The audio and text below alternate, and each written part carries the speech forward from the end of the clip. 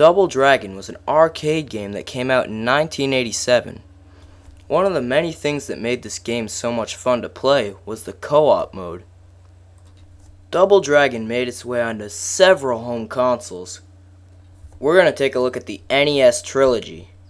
Of course, I'm going to start out with the first one. Now, I'm not going to sit here and compare it with the arcade version. We're just going to be looking at the NES game. Here we go. Alright, here's what happens. A couple of thugs kidnap your girlfriend, so you gotta beat them down and get your girl back. The opening scene is hilarious.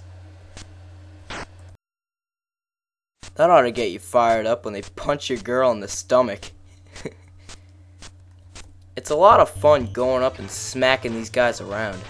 It's a very satisfying experience. You can pick stuff up and attack the thugs with it.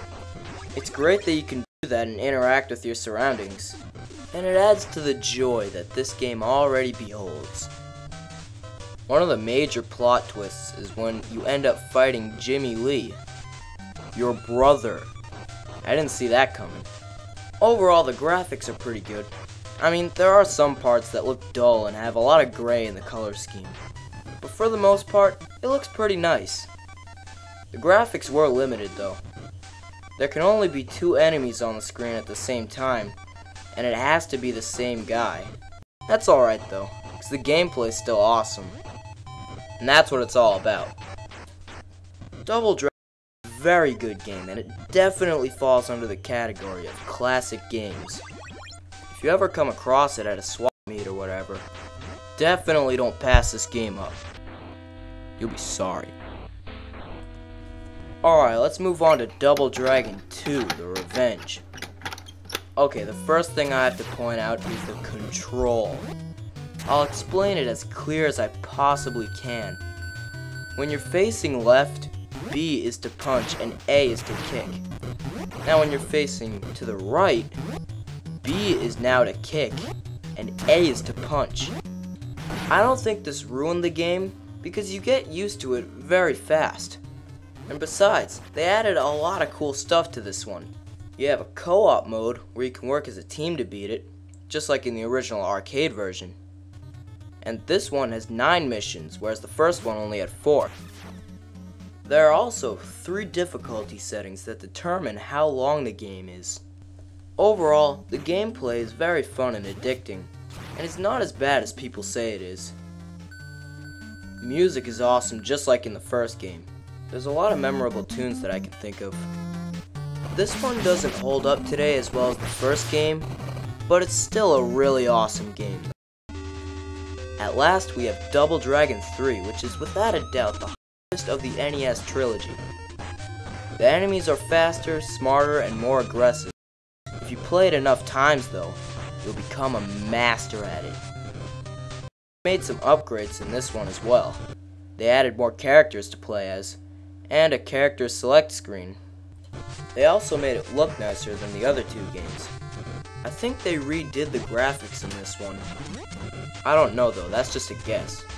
This was one of the later NES releases, so they knew what they were doing when they programmed it. I'm happy to say that I've beaten all 3 Double Dragon games on the NES, including the 3rd game. Playing Double Dragon is a great experience. There's a lot more Double Dragon games out there, so we're just going to quickly go through a few more. There's one on the Atari Lynx. One has impressive graphics for a handheld system, but the control is awful and you can barely see what your enemy is doing. I sat down hours until I finally managed to beat this game. No cheating, no save states. I'm talking real life gaming.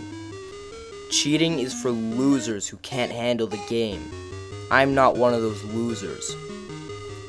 Anyways, this is what the end of the game looks like. Why does it say game over? Game over means that you lost.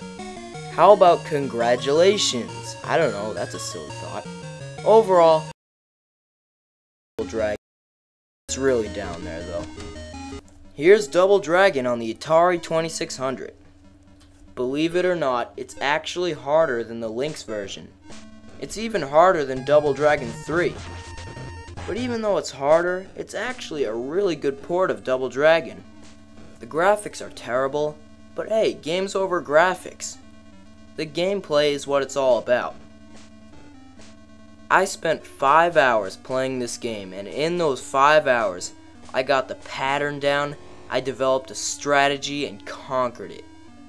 Now, I just want everyone to know that I don't cheat on a video game.